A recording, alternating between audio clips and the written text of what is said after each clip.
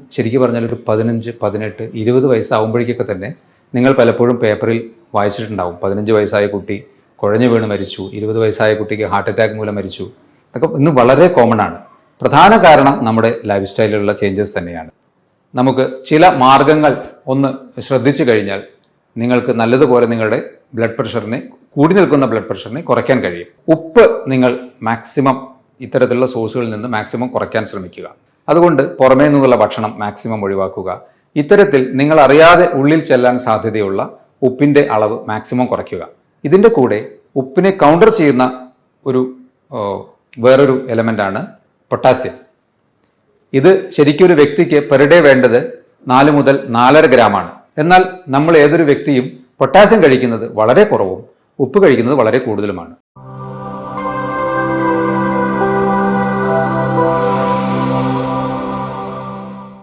Hello friends, ഞാൻ doctor Abhiram. ഏകദേശം 30 വർഷം മുന്നേയൊക്കെ ഒരു 60 വയസ്സിന് മുകളിൽ പ്രായമുള്ളവർക്ക് കണ്ടിരുന്ന പല അസുഖങ്ങളും, അതിൽ കൂടുതലും ലൈഫ് സ്റ്റൈൽ അസുഖങ്ങൾ എന്ന് പറയാം. പ്രധാനമായും diabetes, hyper tension, heart attack അല്ലെങ്കിൽ കൊളസ്ട്രോൾ പ്രശ്നങ്ങൾ, ഇതൊക്കെ ഇന്ന് ശരിക്കും പറഞ്ഞാൽ ഒരു 15, 18, 20 വയസ്സാകുമ്പോഴേക്കൊക്കെ തന്നെ നിങ്ങൾ പലപ്പോഴും പേപ്പറിൽ വായിച്ചിട്ടുണ്ടാവും. 15 വയസ്സായ കുട്ടി കുഴഞ്ഞു വീണ് മരിച്ചു, 20 വയസ്സായ കുട്ടിക്ക് ഹാർട്ട് അറ്റാക്ക് മൂലം മരിച്ചു. ഇതൊക്കെ ഇന്ന് വളരെ കോമൺ ആണ്. പ്രധാന കാരണം നമ്മുടെ ലൈഫ് സ്റ്റൈലിലുള്ള ചേഞ്ചസ് തന്നെയാണ്. ലോകത്തിൽ ഏകദേശം ഒരുപക്ഷെ എല്ലാ ഗ്രൂപ്പിനെയും കണക്കാക്കുകയാണെങ്കിൽ 30% പേരെ ബാധിക്കുന്ന ഒരു പ്രധാന അസുഖമാണ് ഹൈപ്പർ ടെൻഷൻ. നിങ്ങൾക്ക് ഈ ഒരു ഹൈപ്പർ ടെൻഷൻ മരുന്ന് കഴിക്കുന്നവർക്കും അഥവാ ചെറിയ രീതിയിൽ ഹൈപ്പർ ടെൻഷനുള്ള ഒരു ഗ്രൂപ്പ് ഓഫ് വ്യക്തികൾ മരുന്ന് കഴിക്കാതെ ഇതിനെ മാനേജ് ചെയ്യണം എന്ന് ആഗ്രഹിക്കുന്നവർക്കും വേണ്ടിയിട്ടുള്ളതാണ് ഈ വീഡിയോ. ശരിയായ രീതിയിൽ നിങ്ങൾ നിങ്ങളുടെ ലൈഫ് സ്റ്റൈലിൽ കുറച്ച് ചേഞ്ചസ് വരുത്തുകയും നിങ്ങളുടെ ഭക്ഷണക്രമങ്ങൾ ക്രമീകരിക്കുകയും ചെയ്യുകയാണെങ്കിൽ ഒരുപക്ഷെ ഒരു 30 മില്ലിമീറ്റർ വരെ നിങ്ങൾക്ക് അധികമായി നിൽക്കുന്ന ആ ബ്ലഡ് പ്രഷറിനെ നമുക്ക് കുറയ്ക്കാൻ കഴിയും.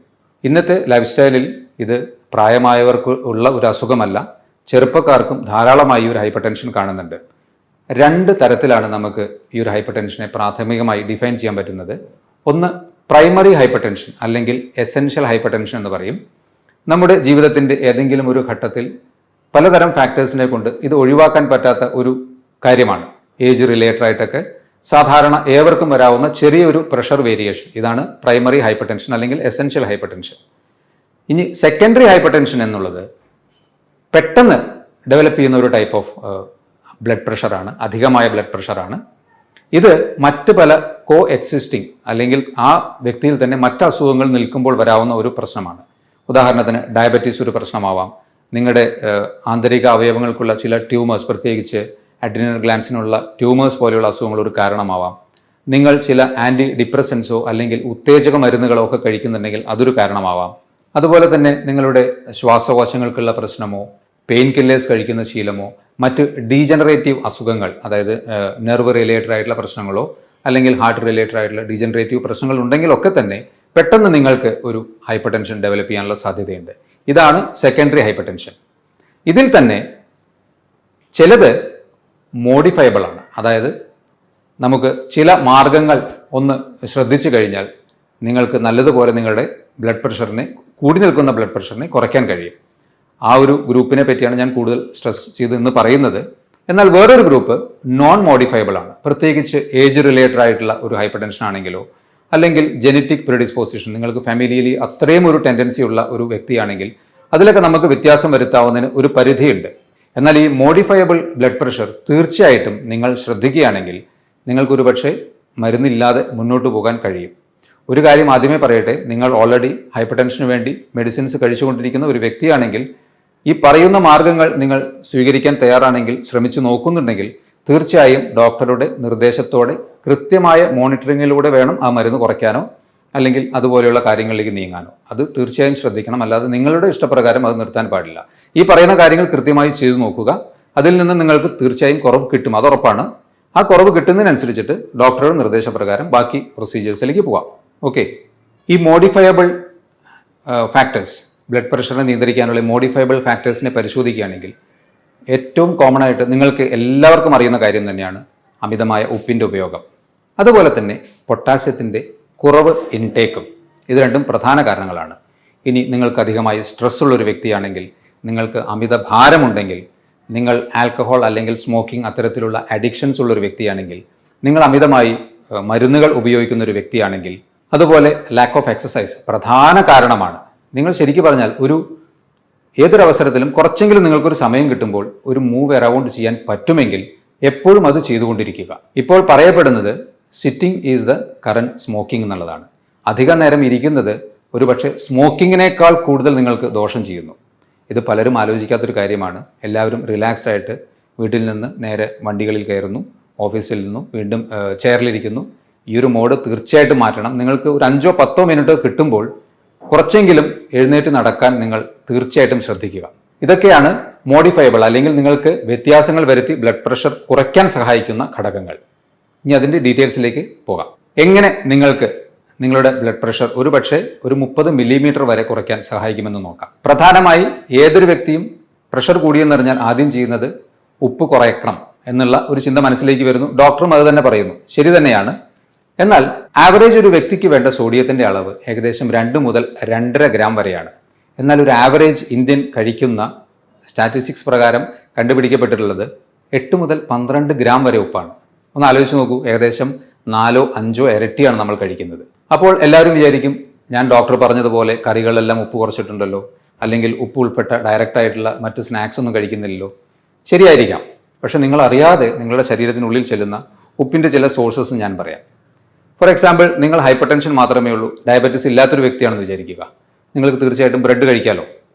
ബ്രേക്ക്ഫാസ്റ്റിന് നിങ്ങൾ 5-8 പീസ് ബ്രെഡ് കഴിച്ചു എന്ന് വിചാരിക്കുക. അതുപോലെ തന്നെ മറ്റൊരു അവസരത്തിൽ സ്നാക്സ് ആയിട്ട് ബിസ്ക്കറ്റോ അല്ലെങ്കിൽ പാക്കറ്റിൽ ഉൾപ്പെട്ട വലിയ ഉപ്പില്ല എന്ന് തോന്നുന്ന എന്തെങ്കിലും ഒരു സ്നാക്സ് നിങ്ങൾ കഴിച്ചു എന്ന് വിചാരിക്കുക. ഇതിൻ്റെയൊക്കെ പുറത്ത് എഴുതിയിരിക്കുന്ന ഇൻഗ്രീഡിയൻസ് നിങ്ങൾ എപ്പോഴെങ്കിലും വായിച്ചു നോക്കിയിട്ടുണ്ടോ? എല്ലാത്തിലും ഒരു ടേസ്റ്റ് മേക്കറായിട്ട് മെയിൻ ഇൻഗ്രീഡിയൻറ്റ് സോൾട്ട് തന്നെയാണ്. ഒരു ബ്രെഡ് പ്ലസ് അതിൻ്റെ കൂടെ ബട്ടർ കഴിച്ചു, അത് സോൾട്ടഡ് ബട്ടർ ആണെങ്കിൽ നിങ്ങളറിയാതെ അത്രയും ഉപ്പ് നിങ്ങളുടെ ഉള്ളിൽ ചെന്നു. നമ്മളൊരു പാർക്കിലോ അല്ലെങ്കിൽ ഈവനിങ് ഒരു ബീച്ചിലൊക്കെ പോകുമ്പോൾ വളരെ നിരുപദ്രവകരം എന്ന് കരുതുന്ന ഹൈപ്പർ ടെൻഷനുള്ള ഒരു വ്യക്തിക്കാണ് ഞാൻ പറയുന്നത്, നിലക്കടല വാങ്ങി കഴിക്കുന്നു. ആ ഉപ്പിൽ വറുത്തതുകൊണ്ട് മാത്രമാണ് അതിന് അത്രയും ടേസ്റ്റ്. ആ ഉപ്പ് നിങ്ങളുടെ ഉള്ളിൽ ചെല്ലുന്നു. ഇതുപോലെ പാക്കറ്റിൽ വരുന്ന എല്ലാ ഭക്ഷണങ്ങൾക്കും ഈ ഉപ്പ് ഒരു പ്രധാന ഘടകമാണ്. അതുപോലെ തന്നെ നിങ്ങൾ ഒരു ഹോസ്റ്റലിൽ താമസിക്കുന്ന വ്യക്തിയോ അല്ലെങ്കിൽ അത്യാവശ്യത്തിന് പുറമേ നിന്ന് ഭക്ഷണം ഹോട്ടലിൽ നിന്ന് വാങ്ങി കഴിക്കുന്ന ഒരു വ്യക്തിയാണെങ്കിൽ ഉറപ്പിച്ചോളൂ, നിങ്ങൾ വീട്ടിലിടുന്നതിൻ്റെ ഇരട്ടി ഉപ്പ് അതിലുണ്ടാവും. കാരണം ആ ഒരു ടേസ്റ്റിന് ആ ഒരു ഉപ്പ് മെയിൻ ഒരു ടേസ്റ്റ് മേക്കറാണ്. അതുകൊണ്ട് പുറമേ നിന്നുള്ള ഭക്ഷണം മാക്സിമം ഒഴിവാക്കുക. ഇത്തരത്തിൽ നിങ്ങൾ അറിയാതെ ഉള്ളിൽ ചെല്ലാൻ സാധ്യതയുള്ള ഉപ്പിൻ്റെ അളവ് മാക്സിമം കുറയ്ക്കുക.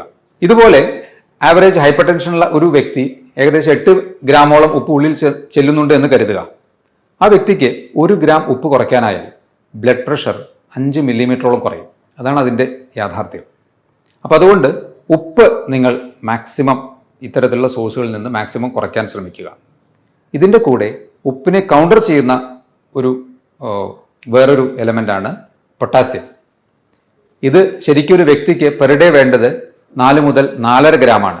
എന്നാൽ നമ്മൾ ഏതൊരു വ്യക്തിയും പൊട്ടാസ്യം കഴിക്കുന്നത് വളരെ കുറവും ഉപ്പ് കഴിക്കുന്നത് വളരെ കൂടുതലുമാണ്. പൊട്ടാസ്യത്തിൻ്റെ മാക്സിമം ഇൻടേക്ക് ഒരു ആവറേജ് സ്റ്റാറ്റിസ്റ്റിക്സിൽ 1-2 ഗ്രാമാണ്. അപ്പോൾ നിങ്ങൾ പൊട്ടാസ്യത്തിൻ്റെ അളവ് കൂട്ടുക. അതിന് ഏറ്റവും സിംപിളസ്റ്റ് ആയിട്ടുള്ള ഒരു സോഴ്സ് നേന്ത്രപ്പഴം കഴിക്കുക എന്നുള്ളതാണ്. അത് മാത്രം കഴിച്ചാൽ തന്നെ 1-2 നേന്ത്രപ്പഴം, ഒരു മീഡിയം സൈസ് നേന്ത്രപ്പഴം നിങ്ങൾ കഴിക്കുകയാണെങ്കിൽ 420 മില്ലിഗ്രാമോളം പൊട്ടാസ്യം അതിൽ നിന്ന് നിങ്ങൾക്ക് കിട്ടും. 1-2 നേന്ത്രപ്പഴം കഴിക്കാൻ പറ്റിയാൽ അതിൽ തന്നെ ഈ ഉപ്പിൻ്റെ എഫക്റ്റിനെ കൗണ്ടർ ചെയ്യാനുള്ള പൊട്ടാസ്യം നമുക്കായി. അങ്ങനെ ചെയ്യുകയാണെങ്കിൽ നിങ്ങൾക്ക് വീണ്ടും 4-5 മില്ലിമീറ്റർ മെർക്കുറി ഓഫ് പ്രഷർ കുറയ്ക്കാൻ കഴിയും. പൊട്ടാസ്യം ഉള്ളിൽ ചെല്ലാനുള്ള ഒരു മാർഗ്ഗം ഞാൻ പറഞ്ഞു. ഇനി നിങ്ങൾക്ക് ഉപ്പ് കൂടിയേ തീരൂ അല്ലെങ്കിൽ അതിൻ്റെ ഒരു ടേസ്റ്റ് അത്യാവശ്യമാണെന്ന് തോന്നുകയാണെങ്കിൽ, മറ്റ് ശാരീരിക പ്രശ്നങ്ങളും ഒന്നുമില്ലാത്തൊരു വ്യക്തിയാണെങ്കിൽ, അതായത് നിങ്ങളുടെ കിഡ്നിക്കൊന്നും പ്രത്യേകിച്ച് എക്സ്ട്രാ പ്രശ്നമൊന്നും ഇല്ലെങ്കിൽ, നിങ്ങൾക്ക് ഇന്ദുപ്പ് മോഡറേറ്റ് ആയിട്ടുള്ള അളവിൽ ഉപയോഗിക്കാവുന്നതാണ്. ഇന്ദുപ്പ് പൊട്ടാസ്യം ക്ലോറൈഡാണ്. അതൊരു മോഡറേറ്റ് ആയിട്ടുള്ള ലെവലിൽ നിങ്ങൾക്ക് ഇന്ദുപ്പ് ഈ സോഡിയം ക്ലോറൈഡിന് പകരം സബ്സ്റ്റിറ്റ്യൂട്ട് ചെയ്യാം. അപ്പോൾ ആ ഉപ്പിൻ്റെ ടേസ്റ്റ് അത്യാവശ്യം കിട്ടുകയും ചെയ്യും. അതുപോലെ സോഡിയത്തിൻ്റെ സൈഡ് എഫക്ട്സ് അല്ലെങ്കിൽ ബാഡ് എഫക്ട്സ് ഉണ്ടാവുകയുമില്ല. പക്ഷെ നിങ്ങൾ ഓർമ്മിക്കണം, മറ്റ് അസുഖങ്ങളും ഒന്നും ഇല്ലാത്തൊരു വ്യക്തിക്ക് മാത്രമേ അത് ഉപയോഗിക്കാൻ പാടുള്ളൂ. ഇനി ഹൈപ്പർ ടെൻഷന് ഇന്ന് ഏറ്റവും പ്രചാരത്തിലുള്ള ഒരു ഡയറ്റാണ് ഡാഷ് ഡയറ്റ് എന്നുള്ളത്. ഡാഷ് ഡയറ്റ് എന്നാൽ dietary approach to stop hypertension എന്നുള്ളതാണ്. ഈ ഡയറ്റിൽ വളരെ സിമ്പിളായിട്ടുള്ള നിങ്ങൾക്ക് ചെയ്യാവുന്ന കാര്യങ്ങളാണ്: ഫൈബർ കൂടിയ ഭക്ഷണങ്ങൾ കൂടുതൽ ഉൾപ്പെടുത്തുക, നാരുകൾ അടങ്ങിയ ഭക്ഷണങ്ങൾ കൂടുതൽ ഉൾപ്പെടുത്തുക, ഫ്രൂട്ട്സ് ആൻഡ് വെജിറ്റബിൾസ് കൂടുതൽ ഉൾപ്പെടുത്തുക, അനിമൽ പ്രോട്ടീൻ മാക്സിമം കുറയ്ക്കുക, പ്രത്യേകിച്ച് ഫ്രൈഡ് പ്രോട്ടീൻ. ലീൻ പ്രോട്ടീൻ പിന്നെയും കുറച്ച് ഓക്കെയാണ്, അതായത് ഗ്രിൽഡ് ആയിട്ടുള്ള പ്രോട്ടീൻ കുറച്ചും കൂടി ഓക്കെയാണ്. Fried protein, animal protein maximum avoid ചെയ്യുക. പ്ലാന്റ് പ്രോട്ടീൻ കൂടുതലായിട്ട് ഉൾപ്പെടുത്തുക. റെഗുലർ ആയിട്ടുള്ള എക്സസൈസ് ഉൾപ്പെടുത്തുക. അതുപോലെ തന്നെ കൃത്യമായ ഉറക്കം, സ്ട്രെസ് കുറയ്ക്കാനുള്ള മാർഗങ്ങൾ. ഇതാണ് ഒരു ഓവറോൾ ഡാഷ് ഡയറ്റിനെ പറ്റി നോക്കുകയാണെങ്കിൽ നമുക്ക് കിട്ടുന്ന ഒരു പിക്ചർ. അപ്പോൾ ഈ രീതിയിൽ നിങ്ങൾക്ക് പ്രാക്ടീസ് ചെയ്യാൻ പറ്റുകയാണെങ്കിൽ വീണ്ടും നിങ്ങൾക്ക് നല്ല രീതിയിൽ നിങ്ങളുടെ ഹൈപ്പർ ടെൻഷനെ കുറയ്ക്കാൻ പറ്റും.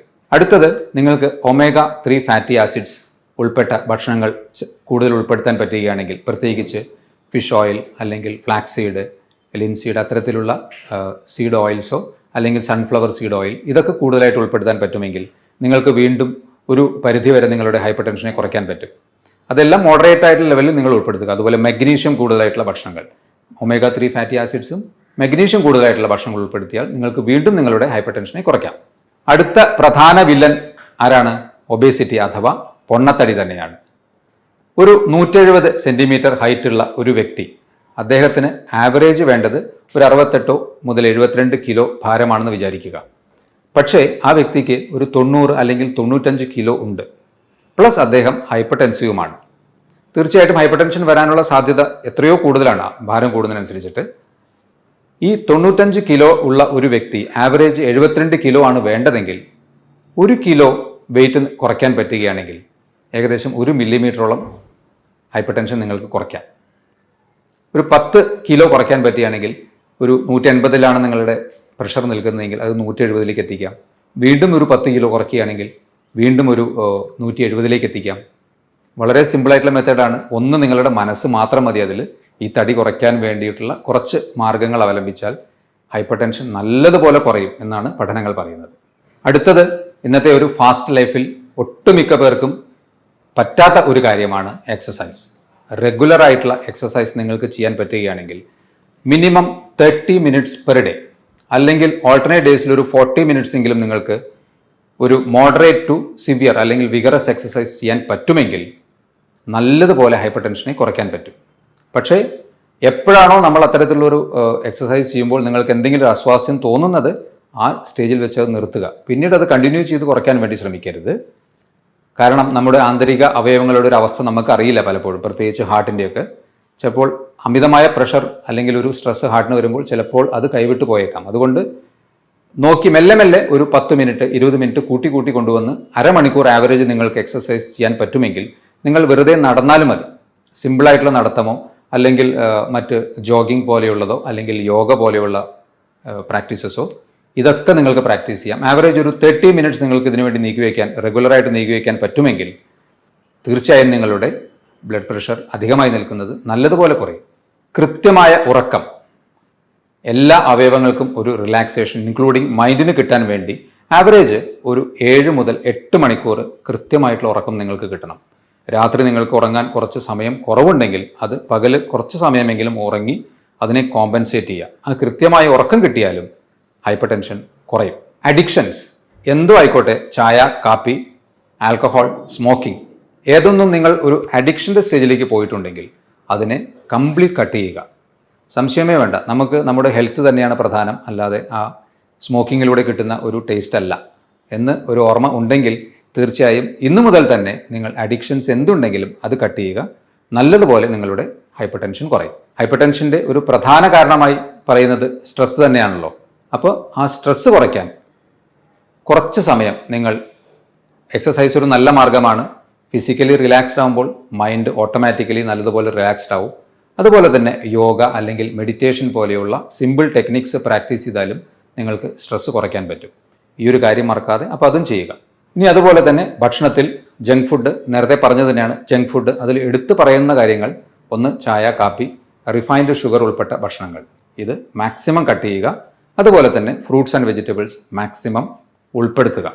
വെള്ളം നല്ലതുപോലെ കുടിക്കുക. ഫ്രീക്വൻറ്റ് ഇൻ്റർവെൽസിൽ മറക്കാതെ വെള്ളം കുടിച്ചുകൊണ്ടിരിക്കുക.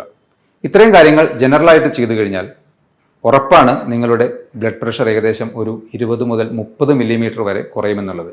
കൂടി നിൽക്കുന്ന ഒരു വ്യക്തിക്ക് ഇത് പരീക്ഷിച്ച് നോക്കാവുന്നതാണ്, തീർച്ചയായിട്ടും കുറയും. ഹൈപ്പർ ടെൻഷനുള്ള ഒട്ടനവധി വ്യക്തികൾക്ക് ഇത്രയും ഇൻഫർമേഷൻസ് തീർച്ചയായും യൂസ്ഫുൾ ആയിരിക്കും. ഇതുപോലെ മറ്റൊരു ഹെൽത്ത് ടോപ്പിക്കുമായി വീണ്ടും കാണാം. ബൈ.